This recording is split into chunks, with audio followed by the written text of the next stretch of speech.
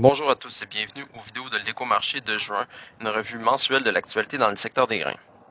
Le rapport mensuel sur l'USDA sur l'offre et la demande mondiale des grains a été neutre car il comportait peu de changements et que ceux-ci étaient mineurs. Il faut dire que le rapport sur les ensemencements est publié à la fin du mois de juin et que l'USDA ajuste généralement le rendement du blé qu'en juillet et celui du maïs et du soya qu'en août.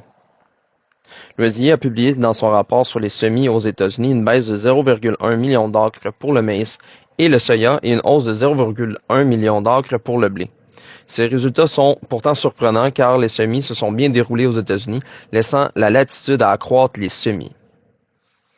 Les conditions météo aux États-Unis ont été excellentes. La condition de bonne à excellente se situe à 70% pour le maïs, 66% pour le soya, 49% pour le blé d'automne et 54% pour le blé de printemps. La récolte de blé d'automne est complétée à 19% avec un retard de 9% par rapport à la moyenne quinquennale.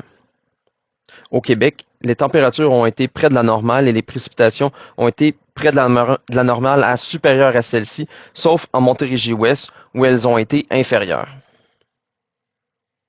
Les exportations et les ventes de maïs aux États-Unis demeurent bonnes, quoique les déclarations de vente de plus de 100 000 tonnes que l'USDA doit publier ont été assez minces, alors que sur les marchés internationaux, le maïs brésilien est arrivé et que le soya brésilien, lui, domine.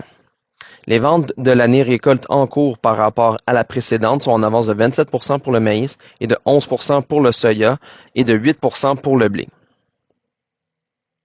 Les importations chinoises de soya ont atteint un record pour un mois de mai à 13,92 millions de tonnes, soit plus du double qu'en avril dernier et en hausse de 38% par rapport à l'an passé.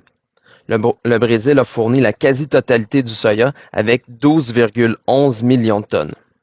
La raison de cette croissance est un rattrapage des inspections au port et un retour au taux d'exploitation des triturateurs. La météo était clémente en Amérique du Sud avec des précipitations supérieures à la normale au Brésil et en Argentine. Au Brésil, la récolte de maïs au centre-sud du pays est complétée à 18% par rapport à l'an passé à 49%. En Argentine, les récoltes sont complétées à 98% pour le soya et 55% pour le maïs.